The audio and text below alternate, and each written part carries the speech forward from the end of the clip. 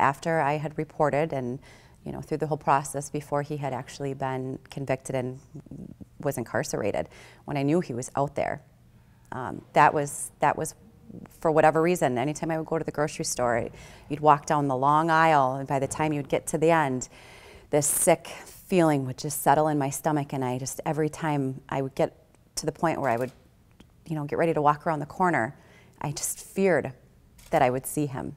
Every time I would walk around, and you hold your breath, you kind of almost close your eyes and just pray that when you came around the corner, he wasn't there. The police and the detectives that handled my case, they did their jobs very well. They were sensitive, so that in itself wasn't, re-victimizing. Now the court process was brutal because you have to get up on the stand and you have to tell your story before they'll even say if they will press charges. Before whether they'll go to trial. So it's just constantly having to prove your point over and over and over again. And every time you have to tell your story, it takes a little piece of you.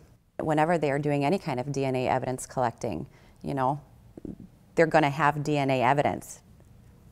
So if somebody has a test kit out there and, it's never tested, the DNA is never collected, it's never in a database, and this can continue to happen. And you can't tell me that there's not repeat offenders. And I think that if, these rape kits are being tested the way that they need to be tested, and, whether they're settled or not, and these DNA evidences are collected and they're put in a database, I think that would be extremely useful in the long run.